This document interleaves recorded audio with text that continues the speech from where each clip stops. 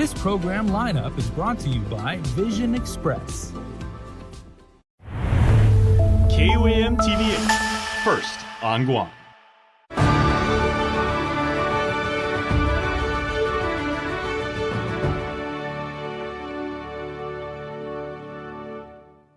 KUAM News headlines are presented by Calvil's Insurance, protecting Micronesia for 85 years.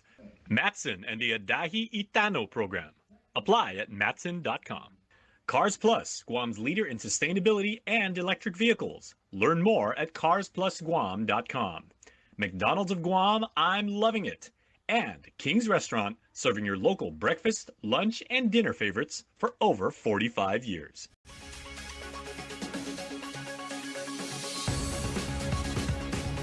Ahead on KUAM News Primetime. Guam's Attorney General chimes in on the recent arrest of an off-duty cop. This as the officer remains on paid leave as he waits to see if a grand jury will hand down an indictment against him. I'm Julian Hernandez with the report. The outgoing Commissioner of Education, Dr. Alfred Ada, categorically denying allegations of sexual harassment.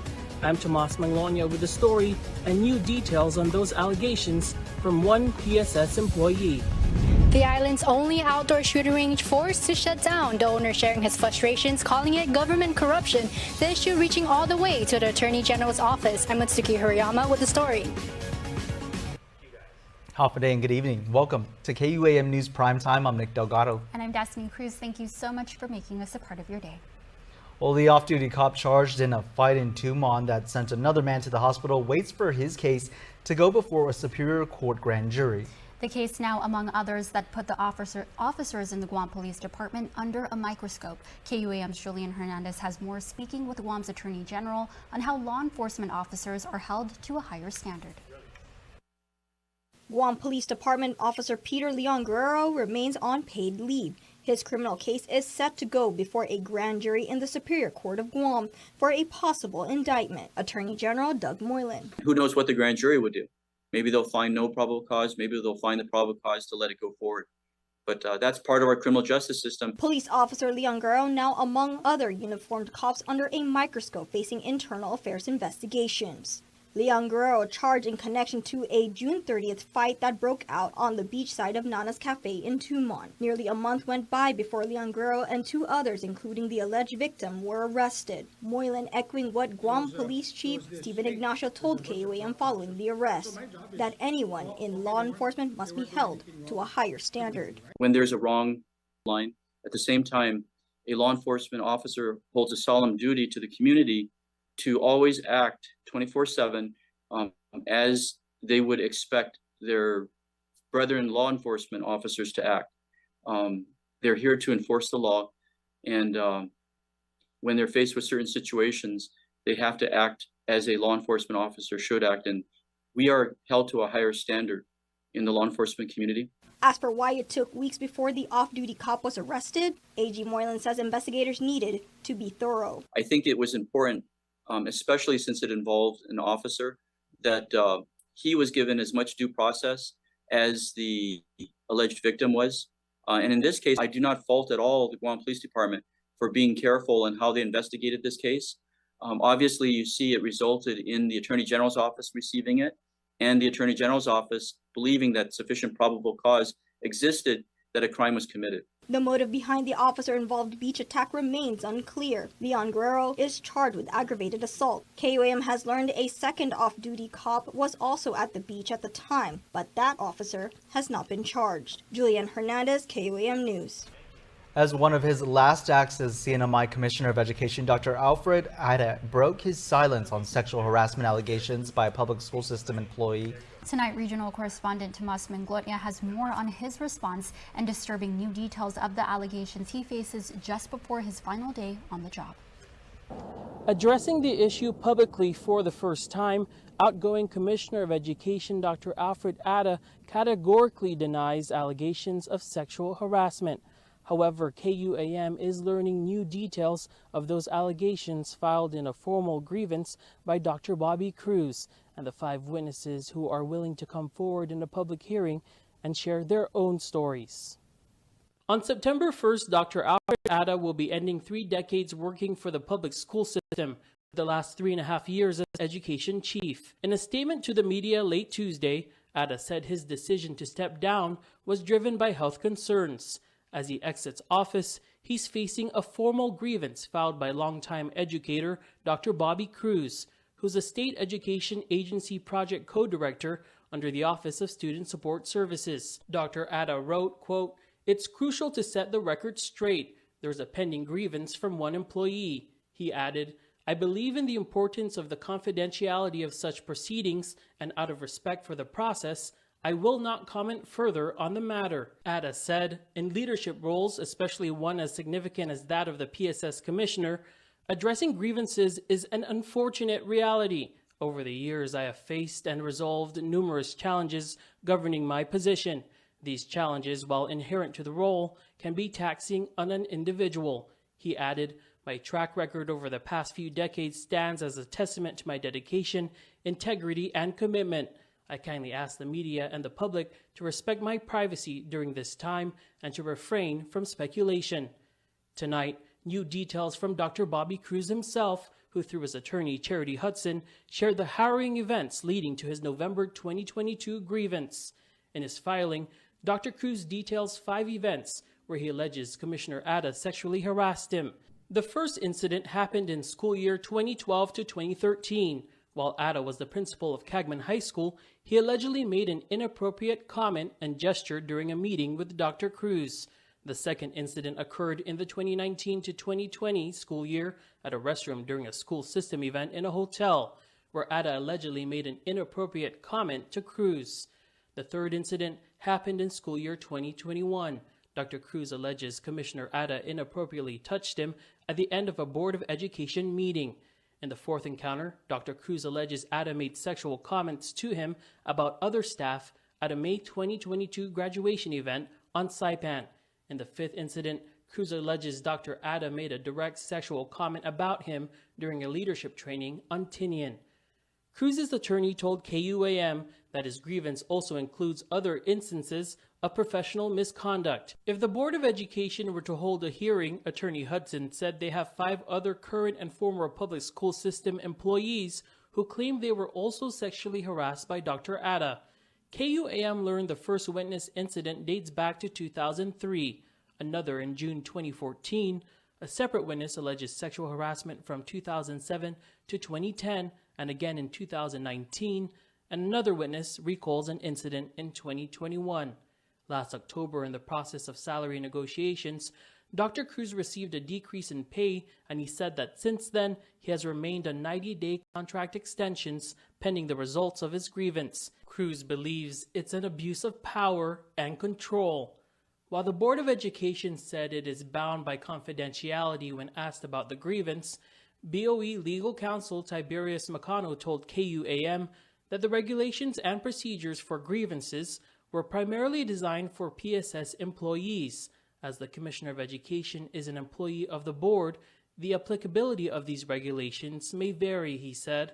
Macano confirms that there have been no other grievances filed against Dr. Atta for sexual harassment. The Commissioner hired a private attorney.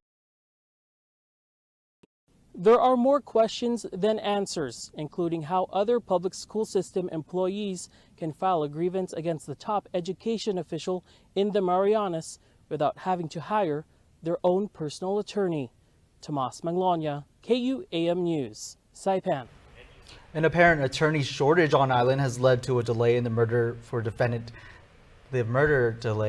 case for defendant Jordan Babauta moving his case forward to trial.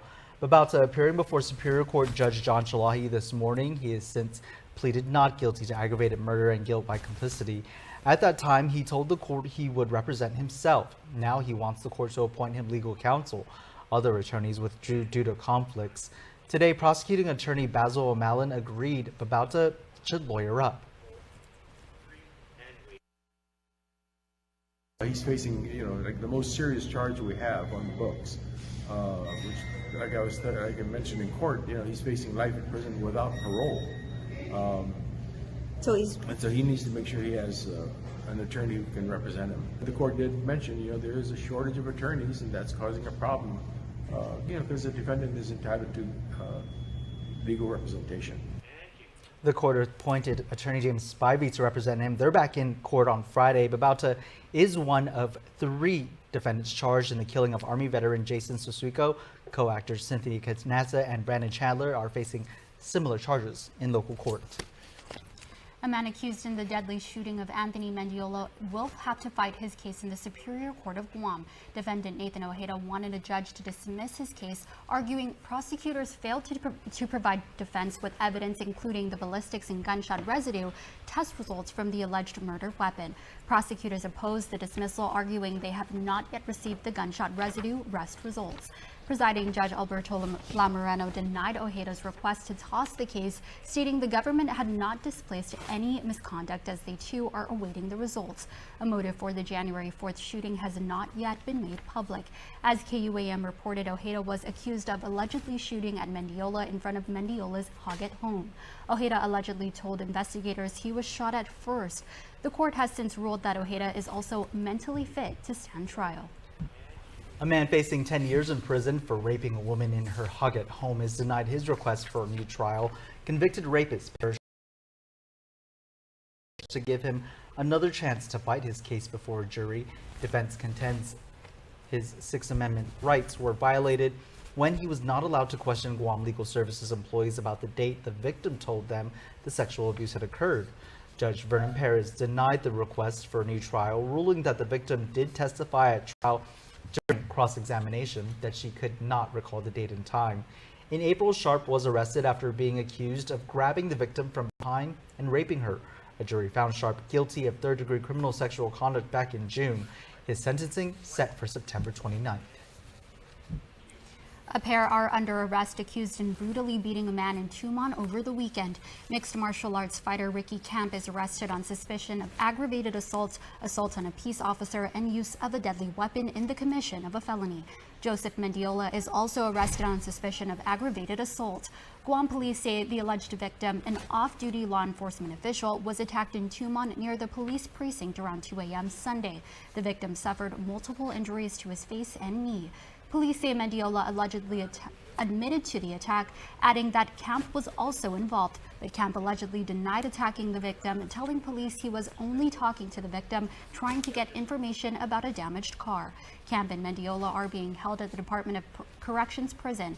Police also connected Camp to a separate home invasion case and 2 other aggravated assault investigations, arresting him on suspicion of home invasion, criminal mischief, aggravated assault, and use of a deadly weapon. As we reported, Camp was arrested in 2019 for allegedly smuggling 5 pounds of meth in the mail.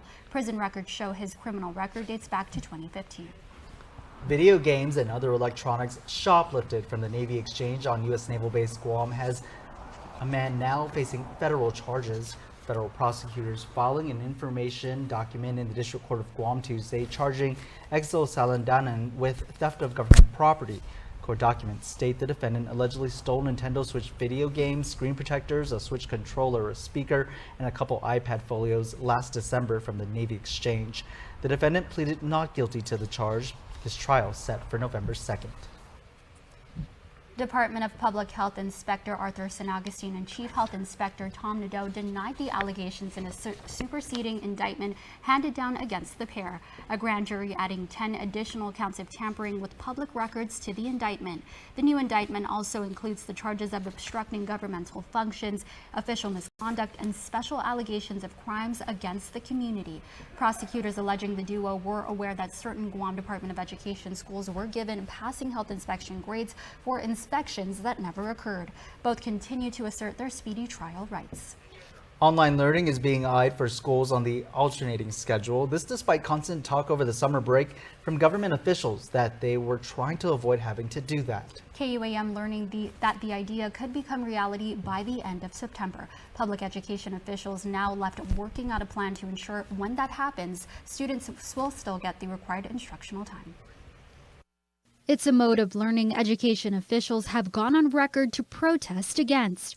Online learning regarded as a last resort for the Guam Department of Education to employ in the event in-person instruction is off the table.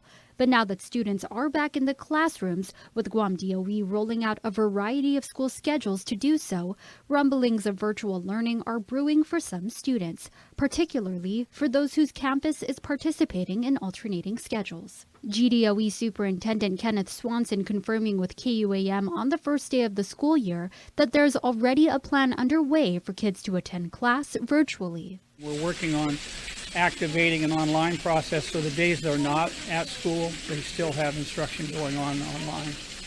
And that my goal is to have that work all done by the end of September. It's a plan that one Upi elementary parent we spoke with says she was never alerted to. Samantha Baker's child is on an alternating schedule attending classes at the DL Perez Elementary campus. Still, it's an option she says she would support. The alternating schedule is okay, but I'm still not confident that my daughter is, getting the full spectrum of what she needs to be learning.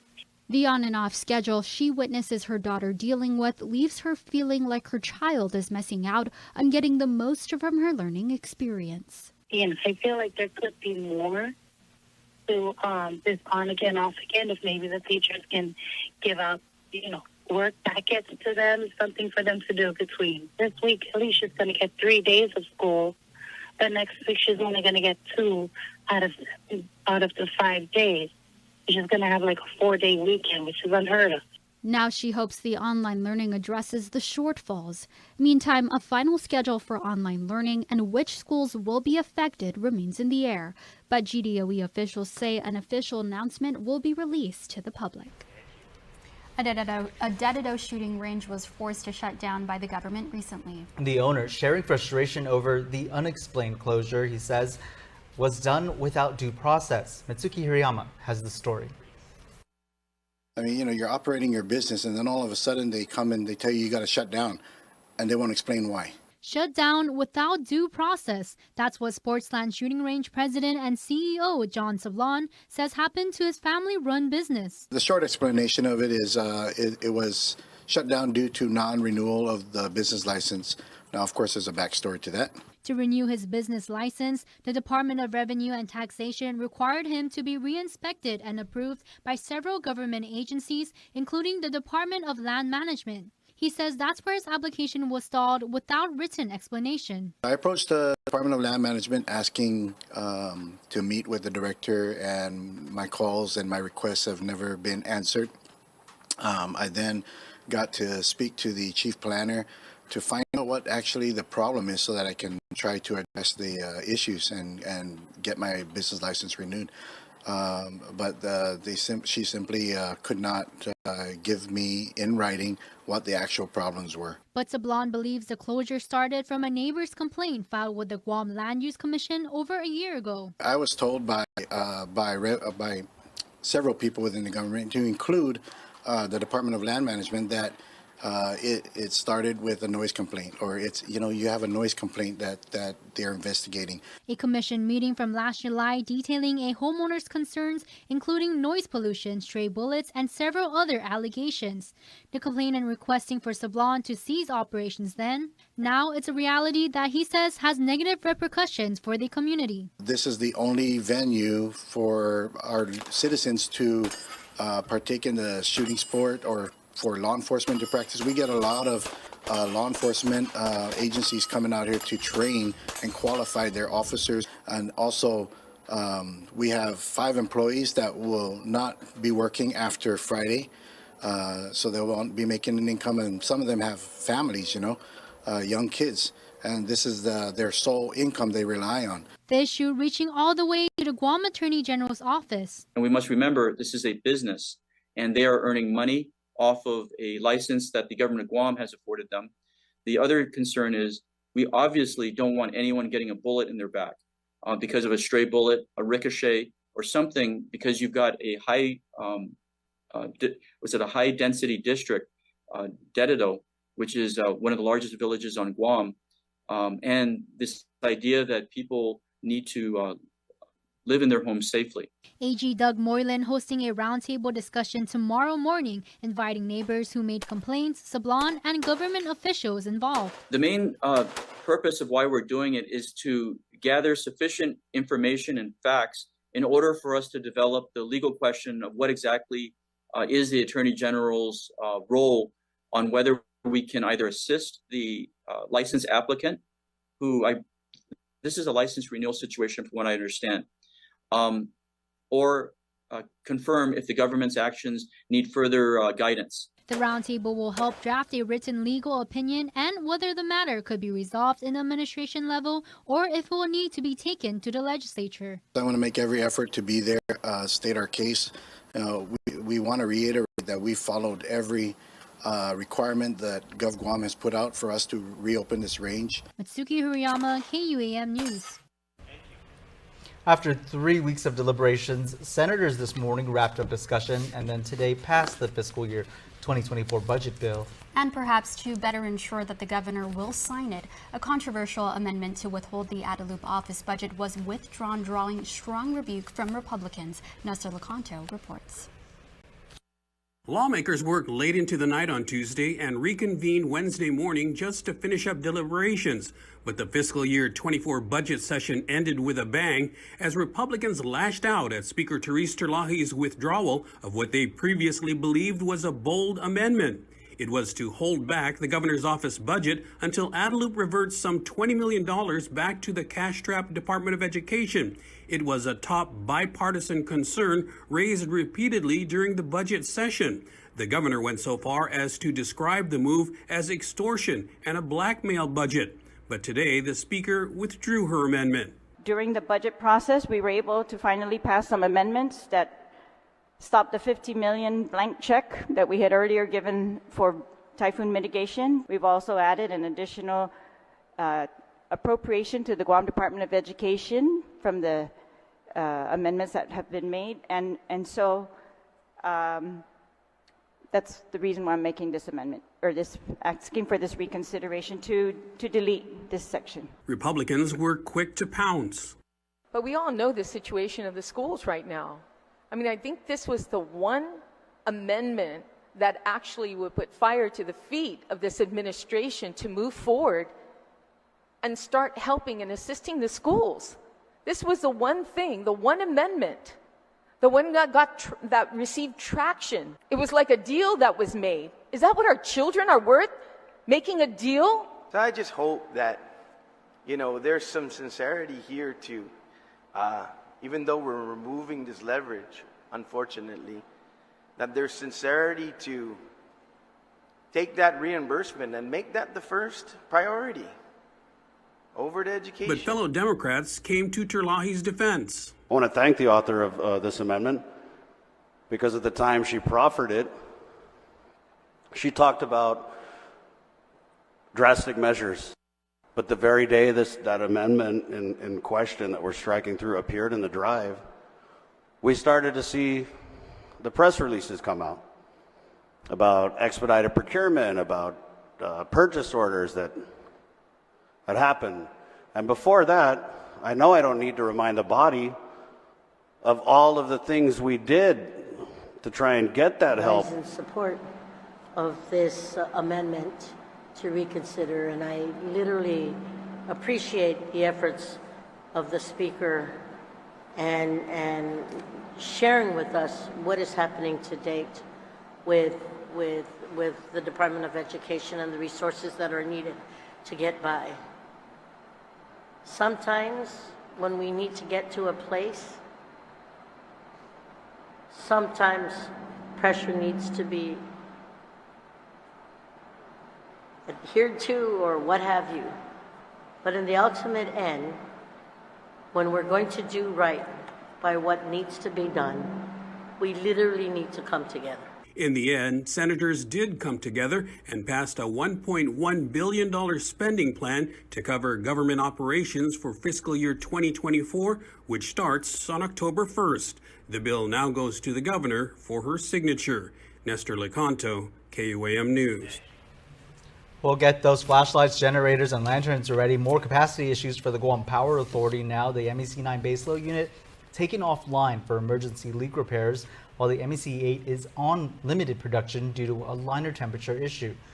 Meanwhile, just last night during a work session, GM John Beneventi briefed the CCU on current generation capacity. He says Cabras 2 remains offline because of recurring boiler tube leaks, but the cooler weather has allowed them to squeeze out enough power from the other units to meet demand. He also updated the CCU on a timeline for completing the large 198 megawatt Ukadu plant that he hopes will eventually bring an end to the load shedding. January 2026, no, but we haven't yet agreed on that first, and then after that we're also looking at seeing how we can expedite it. And of course, expedite it may cost additional manpower for overtime and stuff, but we'll see what happens, and we'll make a determination whether it's worth it or not, no, and all of that. But the key here really is getting the other capacities on and ready. That other capacity includes repair of the 20 megawatt GIGO combustion turbine, which is expected to be back online by the end of the year. Also, a protest that's held up some 40 individual 1.1 megawatt units is expected to be resolved soon. Meanwhile, MEC 9 is expected to be back online tonight, and Cabras 2 is expected to return to service by Friday. So to come on prime time, the latest with the criminal case against former President Trump. Plus, community activities are helping to create opportunity for people with creative and cool ideas. We'll tell you all about that and more when we return. But first, there are now more ways you can watch KUAM News and all your favorite shows on Peacock. Just visit peacocktv.com/local and get you going and subscribe. Watch KUAM TV 8 live on Peacock. Check out our live channel, NBC shows, live sports original programming, movies, plus so much more. Visit peacocktv.com/local or download the app and subscribe today. The wait is over, Guam. The all-new state-of-the-art car wash is now open at Cars Plus. Introducing Finish Line Express, open 7 days a week. The all-new cashless drive-through car wash is also the largest car wash on island that can accommodate vehicles such as lifted Jeeps and full-size pickup trucks. Just roll up, pick a wash, insert credit card, or show your EverWash app and roll through. Plus, power vacuums are available to clean the interior. Show your vehicle some love today at the all-new car wash at Cars Plus and Mighty. Open from 7 a.m. to 7 p.m. 7 days a week.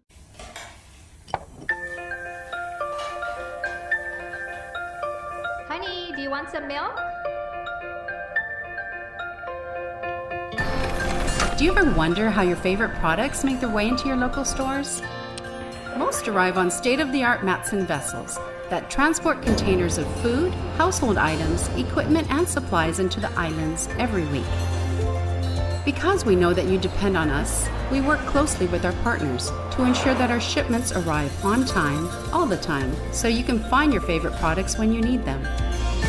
We transport the region's most precious cargo that supports successful businesses and promotes a better quality of life for our families. Matson is proud to have been the hometown shipping carrier for Guam, the CNMI, and Micronesia for the past 25 years, and you can count on us to be here for generations to come.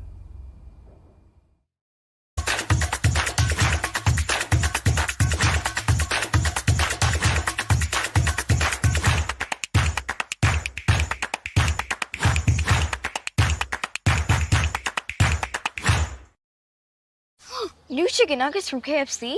Everybody's gonna want these.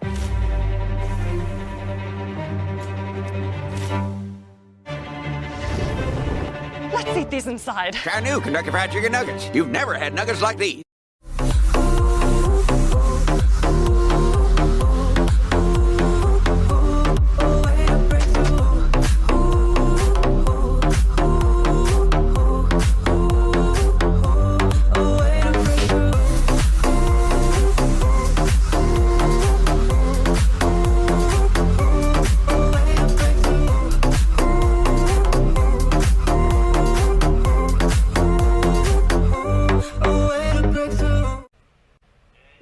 Welcome back to Prime Time. The judge presiding over the federal election interference case sets Donald Trump a March trial start date. Laura Jarrett has more. As the Republican primary heats up next spring, so might a criminal trial about the last presidential election. A judge in Washington, D.C. penciling in March of 2024 for federal prosecutors to begin their case against Donald Trump for trying to overturn the 2020 election. Judge Tanya Chutkan rejected the former president's bid to delay the trial until after next year's election, emphasizing the public's interest in seeing this case resolved in a timely manner. The trial date could slide, but not because Mr. Trump is going to prevail on appeal. The Republican frontrunner's political calendar now on a collision course with his trials, and his rivals are pouncing. You don't go with someone who's going to be in a courtroom longer than they're going to be campaigning. That March 4th date in Washington, the same day Georgia prosecutors have asked for their state trial to start on election interference. And it's the day before Super Tuesday, when more than a dozen states hold their Republican primaries. It's also just 3 weeks shy of Mr. Trump's trial in New York, where he stands accused of falsifying business records to cover up an alleged affair before the 2016 election. 2 months after that, another trial set for his alleged mishandling of classified documents in Florida. Mr. Trump has denied all wrongdoing in each case, continuing to attack the prosecutors online, while in a courtroom in Georgia, his former chief of staff took to the witness stand for nearly 5 hours. Mark Meadows defending his own actions from around the last election as he tries to move his Fulton County racketeering case over to federal court. They want to put him on the stand for a limited purpose, which is for him to claim that he was acting in the scope of his official duties. But that effort was undercut by another Republican at the heart of that case, Secretary of State Brad Raffensperger, who testified that infamous call he fielded from Mr. Trump asking for him to find votes in Georgia was only about helping the Trump campaign. And what could be a game changer for millions of Americans, Medicare will now be able to negotiate the price of 10 prescription drugs. It's the first time the government has done so, and there are some hurdles to overcome, but the Biden administration says this will save thousands of dollars in out-of-pocket costs for Medicare customers. Alice Barr with details.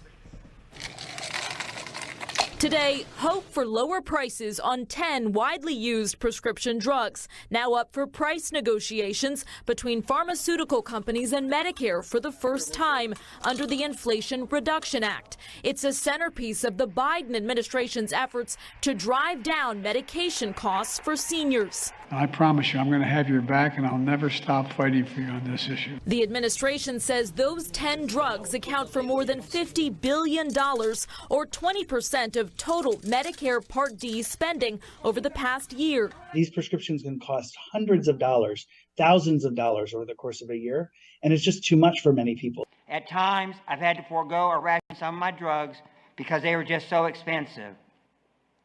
No one in America should have to live this way.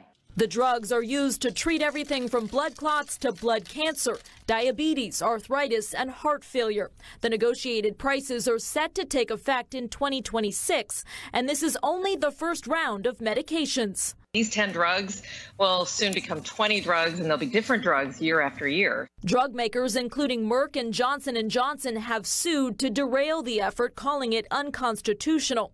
And on Capitol Hill, many Republican lawmakers oppose the move, arguing what they call a price control will discourage investment in life-saving cures. People who can't afford drugs don't have access to innovation. President Biden touting an effort to save seniors money as he eyes a second term in the White House. Hurricane Idalia has strengthened to a Category 2 storm with maximum sustained winds of 100 miles per hour, and right now picking up forward speed as it remains locked on a track expected to bring it ashore along Florida's northwest coast tomorrow morning, likely as a major Category 3 hurricane. The storm stretching more than 300 miles across as it spins over warm open waters in the eastern Gulf of Mexico. Tom Yamas reports.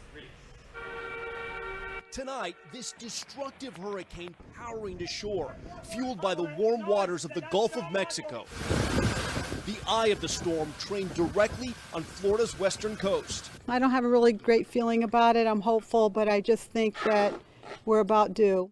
With Hurricane Idalia's torrential rains and forecasted gusts of up to 125 miles per hour bearing down, last-minute preps are at a fever pitch. Florida's governor mobilizing 40,000 linemen to try to keep the lights on. And that's the ultimate goal, rapid restoration of power. This is a major hurricane. The Keys and Fort Myers Beach already seen flooding. Crystal River is now in the crosshairs. This is somewhat new territory for you guys, right? A major hurricane hasn't come through this area, I've been told, ever. Correct. We haven't seen anything like this in a very long time. Idalia threatens to wash away parts of the Florida coast with record-setting storm surge. That's a hurricane's deadliest threat. The initial rush of water comes suddenly. 3 feet is considered life-threatening. At 6 feet, waves cause significant damage, breaking through doors and windows. At 9 feet, the floods move farther inland. A 12 to 15-foot storm surge would be catastrophic for low-lying communities here in Florida. That roof line, that's about 15 feet right there. And look where the water already is at high tide. Inches from the backyard. Now, a double threat from Mother Nature. A king tide expected Wednesday. That's when the sun, moon, and earth align to produce tides 1 to 2 feet higher than normal. The view from the space station shows Idalia's monstrous size. But its destructive power needs to be seen up close. Look at these villages in western Cuba, submerged by rains just yesterday. Very few people can survive being in the path of major storm surge, and this storm will be deadly. First responders from Missouri, Virginia, and New Jersey already mobilized to the Sunshine State. Take it seriously and be prepared. In Tampa, all flights are grounded, and several hospitals have already been evacuated, while Tampa General rolls out this aqua fence to repel the storm water. Outside Greg Thompson's Big Ben bar, they're boarding up. And inside, it's last call. Some people want to ride it out. We're leaving. What do you think about the people that ride it out? I wouldn't do it. Too big of a storm. Too big of a storm. Nobody can come help you. Tonight, the clock is ticking. Time is running out to get out. And a stretch of Florida readies for a hurricane, the strength of which they've never seen before. Tom Yamas, NBC News, Crystal River, Florida.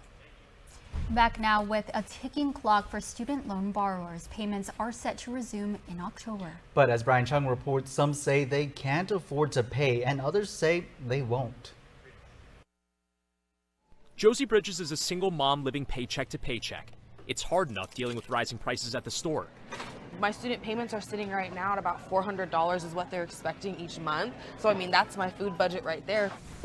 The pandemic freeze on student loan payments allowed Josie to open up her own salon in Portland, Oregon. But with $4,000 in outstanding debt from her community college degree, she says she simply won't be able to make the monthly payments once they resume in October. Now I realize that it's kind of out of my hands at this point. If I can't make it, I can't make it. It's a game changer. The Biden administration's plan to forgive up to $20,000 in student debt would have wiped Josie's slate clean. Instead, a challenge from 6 Republican states resulted in a Supreme Court decision in June striking down the plan after Josie had already put thousands of dollars in investments into her salon. I'm disappointed and I'm confused. It's too inconsistent. I don't know what's going to happen in the future, and that's kind of scary. If the administration was able to cancel all the debt, what would that have done for you? Giving me financial freedom. The median student borrower has between $20,000 to $25,000 in outstanding debt. And for those over 40 million borrowers, they're going to be facing interest accrual beginning in September, with the first payments in over 3 years due in October. It is officially time for a student loan repayment boycott. Some taking to social media calling on borrowers not to pay. Does the U.S. government just think we're going to go back to paying student loan payments? Like what? It's going to ruin my credit score? Education Secretary Miguel Cardona says it's a risk people shouldn't take. The loans are still there and the repayment is still needed. Failing to pay comes with serious consequences. Those in default face wage garnishing and big credit score hits. But for now, the government says borrowers won't face those penalties if they miss payments. We know many of our borrowers are going to struggle to make payments, but we want to make sure that we're not sending their name to credit agencies. So we're going to hold them harmless for a year as they're getting back up. Among longer-term options for relief, see if your employer offers repayment assistance programs and consider the SAVE program, which adjusts monthly bills based on borrowers' income. Josie's weighing her options, but says it's going to be tough either way. At this moment, it's either come up with money to pay for these now student loans that I'm having to pay, or make it to where my business doesn't function as it needs to. One of millions bracing for the debt cliff this fall. Brian Chung, NBC News, Portland, Oregon. We've got a great story for you now about a series of community activities that are helping to create opportunity for people with cool, creative ideas, giving children a fun way to express themselves and honoring the past. Jason Salas talks to some very ambitious local ladies who share also an ambitious vision of the Saturday Swap Meet, a new children's learning center, and the Pacific War Museum. Check it out. First and foremost, today is our swap meet that we hold every last Saturday of the month until November. In November, we have 2 of them because December, for obvious reasons, we don't have a swap meet. But the proceeds, we rent the tables, we charge $1 at the door for the adults, but the proceeds go towards the bigger picture, which is to rebuild the Pacific War Museum. We closed our doors down in Idalia back in 2020 because of COVID and therefore lack of funds. But we're working towards reopening a bigger and better museum. We're starting with the Children's Learning Center, which is behind the ITC building, and that's going to open up the 3rd week of September. And Mel, what is featured in the Children's Learning Center? Like what kind of experience can kids and parents expect to get? Well, we're trying to implement like a Lego classroom, right? Where they can come in and build. Yeah, they can build Lego sets that are relative to the World War II theme. But also we have,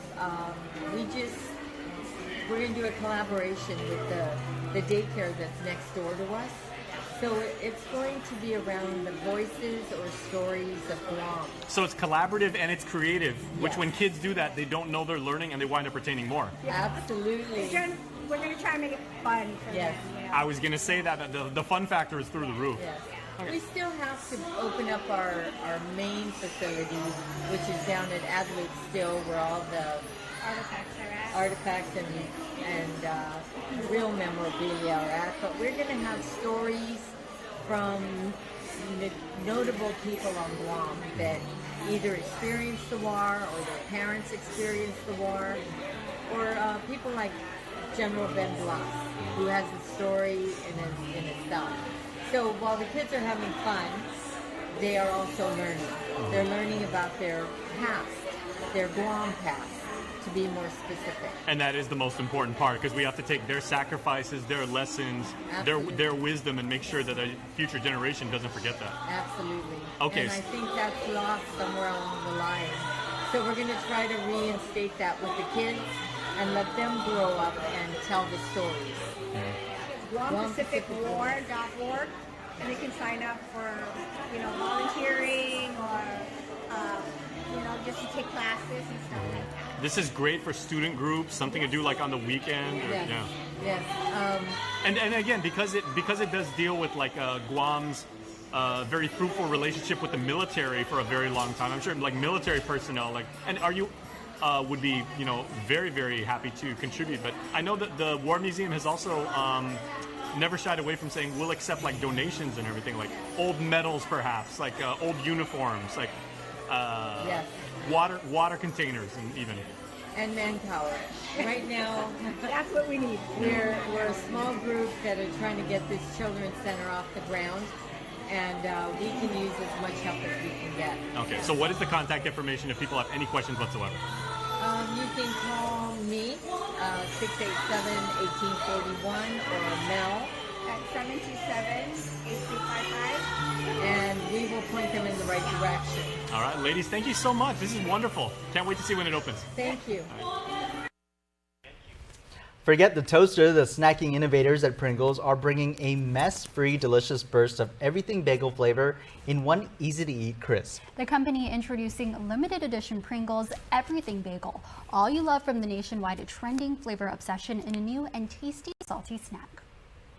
New Pringles Everything Bagel is the snack that has it all. You see it right there. Each savory bite delivers an authentic everything bagel flavor experience, cream cheese and all, with flavor notes of sesame and poppy seeds, followed by hints of cream cheese that perfectly blend with toasted onion and garlic. Snackers and bagel aficionados alike can enjoy a morning bagel in crisp form anytime and anywhere. from Pringles Philly cheesesteak to Pringles enchilada adobada, fans have long enjoyed the endlessly creative flavor innovations. Mauricio Jenkins, U.S. marketing lead for Pringles, says new Pringles Everything bagel flavor for a seamless snacking experience. No cream cheese smear or deli trip necessary. Pringles Everything Bagel will be available for a limited time only at select retailers nationwide beginning in late August. Looks yummy, but I think I'll still get the Pringles and the schmear. Ooh, or the bagel and the bagel trip. Ooh, you gotta do both. Double time. Double square. That's extra crispy. Definitely. All right, now for a look at your world at home.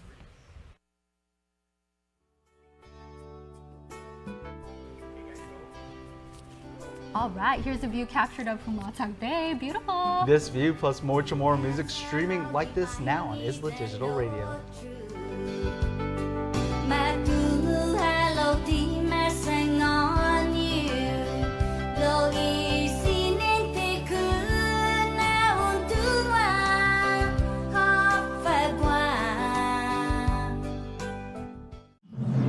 Hello, welcome to McDonald's. May I take your order, please?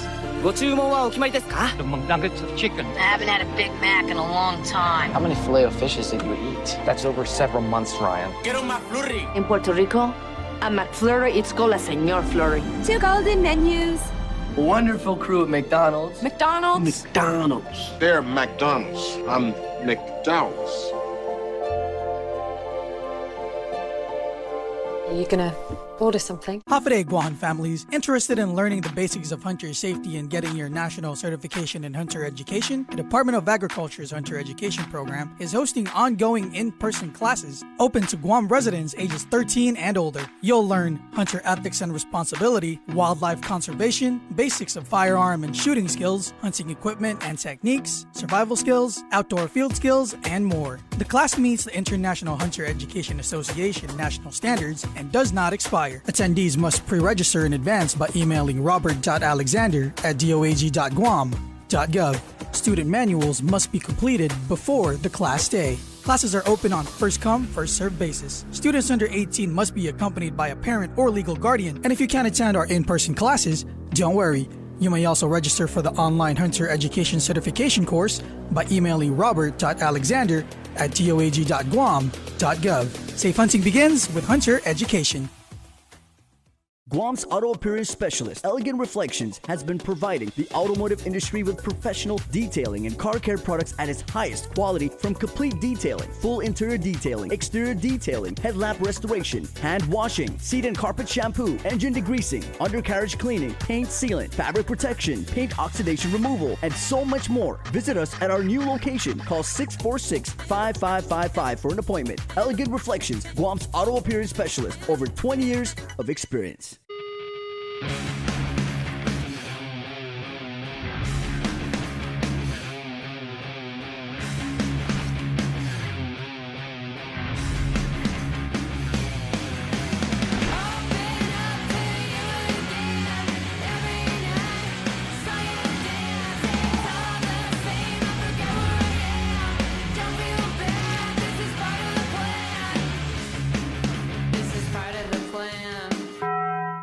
Typhoon Mawar debris cleanup is underway by FEMA and the U.S. Army Corps of Engineers. Stage and sort eligible typhoon debris, including green waste, large appliances, residential construction, demolition debris, and metals as soon as possible at the residential right-of-way to take advantage of this free service. Ineligible debris will be left on site and may result in illegal dumping fines. For updated information by village, visit tinyurl.com/cleanupgu. This ad is paid for by the Office of the Governor of Guam.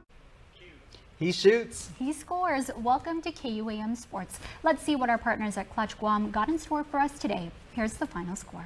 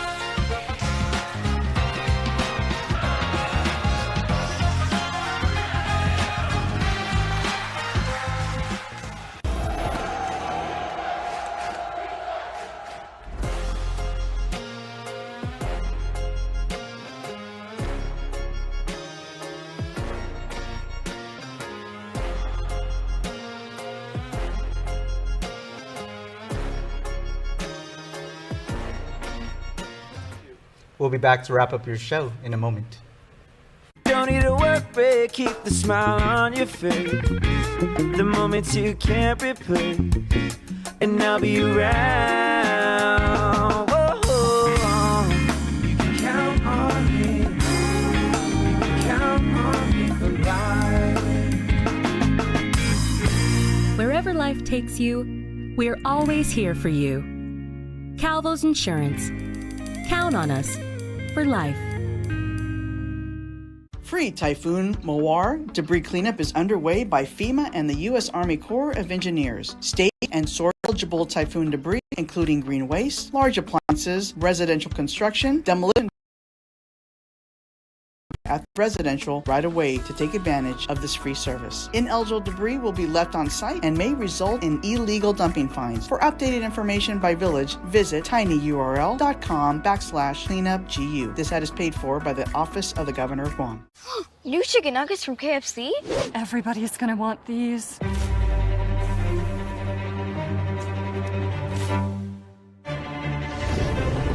Let's eat these inside. Try new Kentucky Fried Chicken Nuggets. You've never had nuggets like these. The wait is over, Guam. The all-new state-of-the-art car wash is now open at Cars Plus. Introducing Finish Line Express, open 7 days a week. The all-new cashless drive-through car wash is also the largest car wash on island that can accommodate vehicles such as lifted Jeeps and full-size pickup trucks. Just roll up, pick a wash, insert credit card, or show your EverWash app and roll through. Plus, power vacuums are available to clean the interior. Show your vehicle some love today at the all-new car wash at Cars Plus in Mighty. Open from 7 a.m. to 7 p.m. 7 days a week. I do it big. With the Pizza Hut Big Dinner Box, however you want a dinner, we got you covered. Big time. I do it big.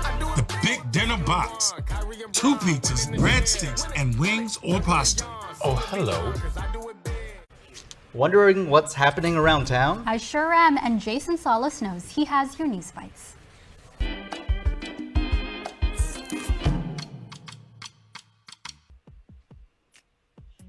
Hi everybody, competition is healthy. That is something that we here at the news team really promote, and that is exactly what our friends at Be Heartfelt are doing, and we lead off today's episode of News Bites with competition because the nonprofit organization is holding a, check this out, Canstruction competition. I am loving the wordplay that you guys are coming up with this. It's awesome.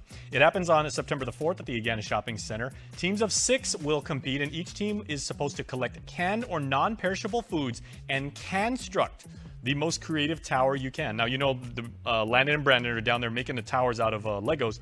These canned structures are going to be right next to them. The canned food will be donated to B. Hartfeld's Meal Pack program, feeding hungry kids each and every week. If you'd like more information, you can contact bhartfeld@gmail.com. Great job by you guys down there.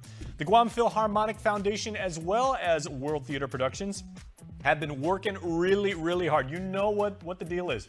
Beauty and the Beast, the Broadway musical, starts opening day. Technically opening night is just $25. It's September 1st, 2nd, and 3rd.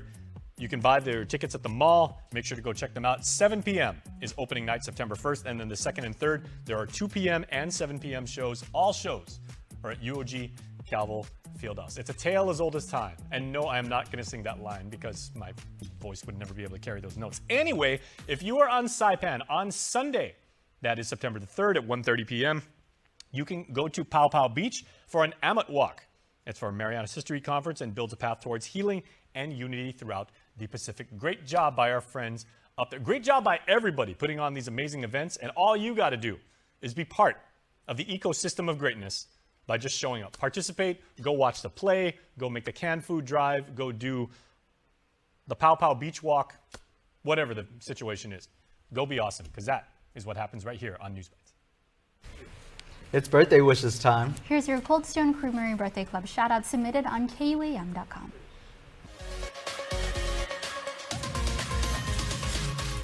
Happy birthday on the 30th of August to Nelly Ramirez Nirmakor. We hope you have a wonderful day, and happy birthday to you, Nelly, from all of your friends. Nanette Tomagan, happy birthday blessings to our beautiful Nanette from all of your friends and family. Also, happy birthday to Lloyda Dr. West, and we hope you have a fantastic day. Happy birthday to a friend of the news team over, Colleen Cabetto. We hope you are celebrating out in the Big Apple. Hey, wow. Hey, what's up to the Empire State Building? And we hope you have something amazing to eat. You know they got great sushi out there. So, Colleen, we hope you have a fantastic birthday. Patrick Ignacio, happy birthday to Pat, and your shout out says, party hard, bro. Isa Malia Mercado, happy special belated birthday to Isa, who celebrated her birthday on Tuesday, actually. Have an incredible Virgo season, and you are so loved. Happy belated birthday also to Michael Murphy. A shout out to this fella for working around the clock with GPA to restore power after Typhoon Mawar. Absolutely, we salute you, and happy 26th. Thank you, Mike, for what you do for our island community. And Frank Villagomez, happy belated birthday to Frank out of Washington State. We still remember you every day, Cello, even though you relocated. Have a great time with the family, and your family and friends say we miss you. Frank, take care out there from the 671 all the way out there to the great Northwest. And, you know, it's raining here too, for what it's worth. Wow, that last birthday wish was perfect. Perfect. That's your Primetime Show. Thanks so much for watching. I'm Nick Delgado. And I'm Destiny Cruz. Stay beautiful and have a great night.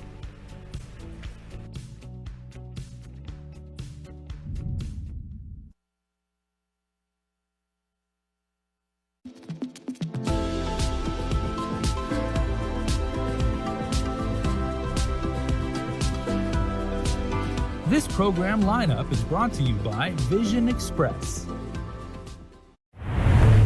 KUAM TV8, first on Guam.